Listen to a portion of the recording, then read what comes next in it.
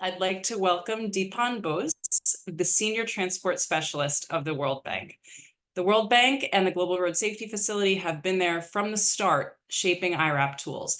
And Dipan is going to share with us the life-saving case studies from India, Albania, Tanzania, and Colombia. Dipan. Thank you, Natalie, and a big thanks to IRAP and all the partners for inviting me. So I'm Dipan Bose with the World Bank, and today I'm going to talk through a bit of the story on this immense potential that we have, celebrating today from the IRAP work where the World Bank has been involved. Can we go to the next slide?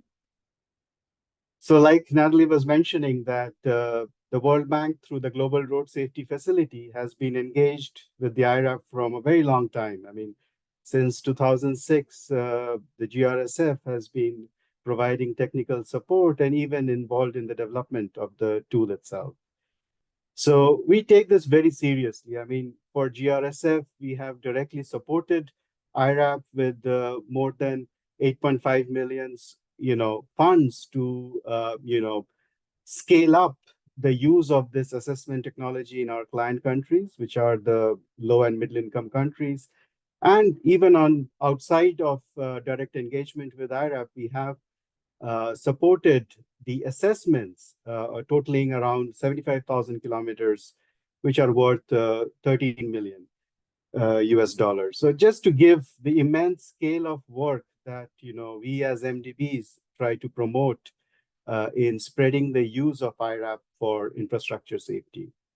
So between the period 2010 to 2019, World Bank financed rehabilitation of 10,000 kilometers of road, which were informed by IRAP assessment. Again, the key word here is these 10,000 kilometers have been rehabilitated. So this is, really showing the on-ground impact that the IRAP assessments can have in terms of saving lives.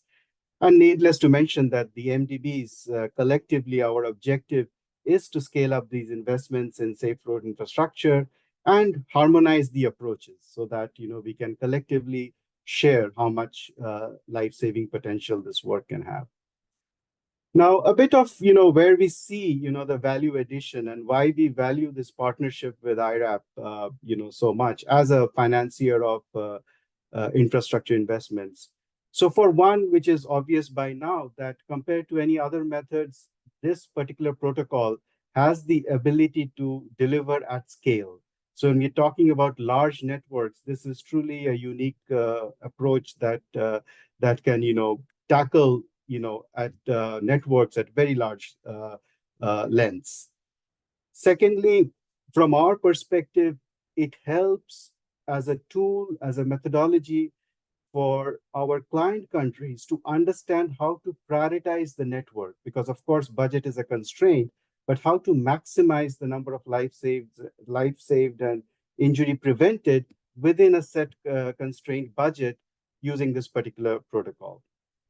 Now, in terms of case studies, which Natalia mentioned, I'm not going to go through all the different case studies, but there are several of them where at corridor level interventions, when IRAP recommendations on engineering were combined with other multi-sectoral interventions, enforcement, trauma care, etc., they have a huge potential. So in one case example, like a state highway in Karnataka, a 70-kilometer stretch of road, compared to the baseline, there was 50% reduction in the number of deaths. So you can see the potential that it aligns with our vision of at least getting 50% reduction through our interventions.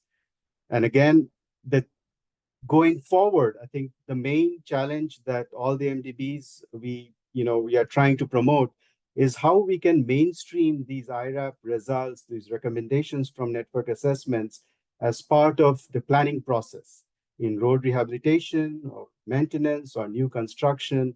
And that is the key. I mean, we are celebrating today the great potential this initiative has. And it's very important that the roads finally do get constructed with the the recommendations, life-saving recommendations coming from this great tool.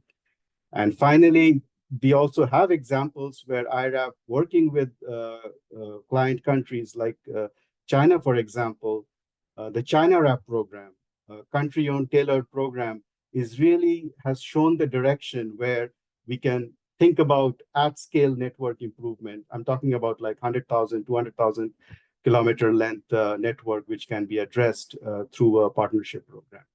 I'll end there. Thank you very much.